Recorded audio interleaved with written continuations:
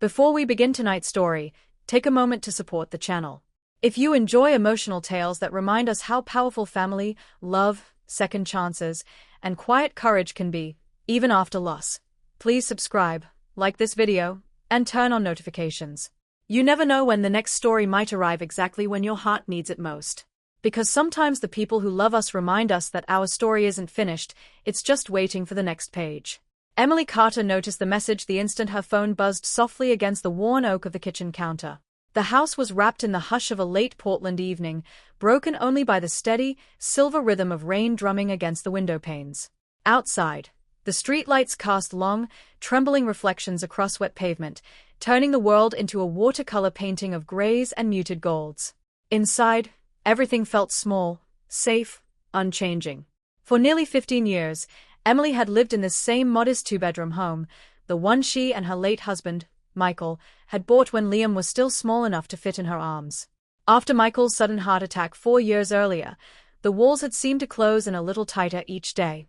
She filled the silence with routine, 6 days a week at the cozy independent bookstore downtown, shelving paperbacks and recommending quiet novels to other solitary souls, coming home to heat soup from a can or toast thick slices of sourdough, washing the single plate and mug, then curling up under the same faded quilt to read until her eyes grew heavy.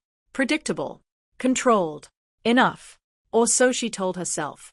Tonight the rain felt heavier, almost insistent, as if it were trying to wash something away, or bring something closer. Emily stood at the sink, towel in hand, when the vibration came again. She glanced over. The screen glowed, Liam. Her only child. 26 now, living across the city in a bright apartment with roommates and late nights and dreams she sometimes felt too old to fully understand.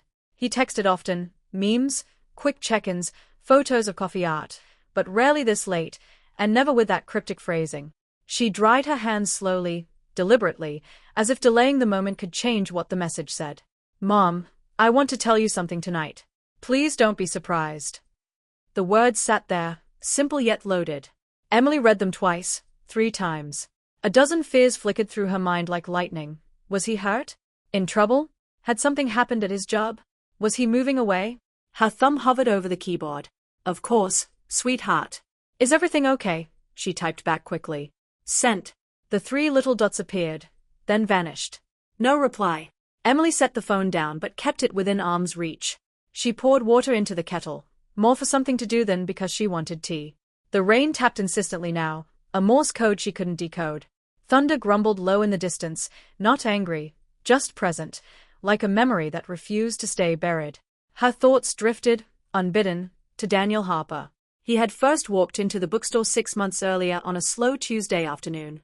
Tall, quiet, silver threading through dark hair, carrying the faint scent of cedar and old paper. He asked for recommendations, not bestsellers, but poetry. Mary Oliver, Rilke, Ada Limon. He lingered at the counter longer each visit, asking gentle questions. Do stories ever help when the world feels too heavy? What book got you through your hardest year? Emily found herself answering more honestly than she intended. She told him about the novels that had been her companions after Michael died, how words on a page could sometimes hold grief better than people could. He listened. Really listened. No interruptions, no advice, just presence. 6 weeks ago he had asked, almost shyly, if she'd like to get coffee sometime after closing. Her heart had stuttered, flattered, terrified, guilty all at once. I'm not sure I'm ready for that, she had said, smiling to soften it. Life's been complicated. He nodded, no pressure. I understand. The offer stands whenever you change your mind. She had replayed that moment every night since, wondering if complicated was just another word for afraid. The kettle whistled, pulling her back. She poured chamomile into her favorite chipped mug and carried it to the window, watching rain streak the glass like slow tears. The phone stayed silent. Then it rang. Liam's name flashed. Mom. His voice sounded tight, excited, nervous all at once. I'm sorry it's late. Can I come over? Like, right now?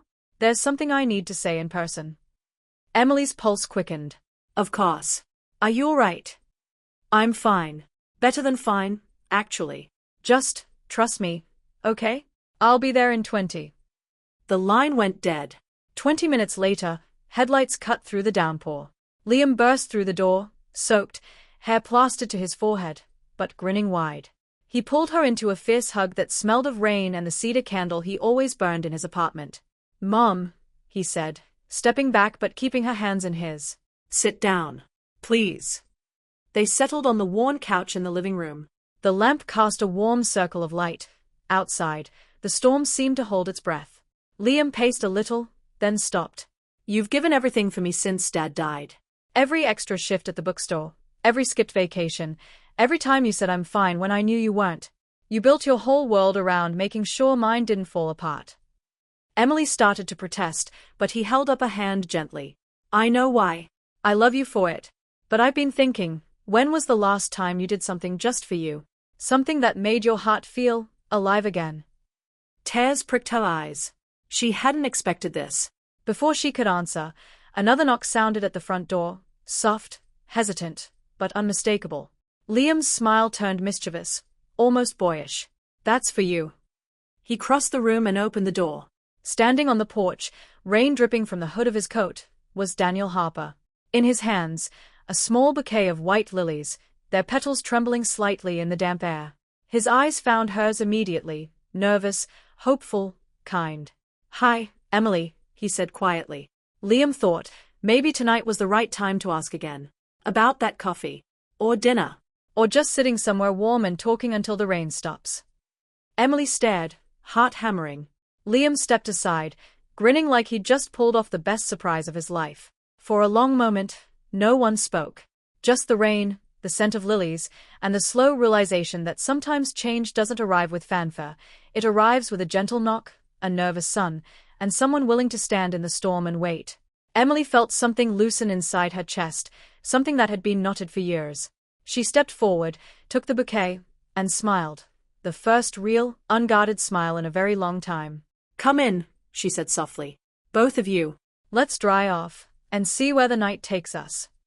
Outside, the rain continued to fall, but inside the little house on the quiet street, a new chapter was quietly beginning.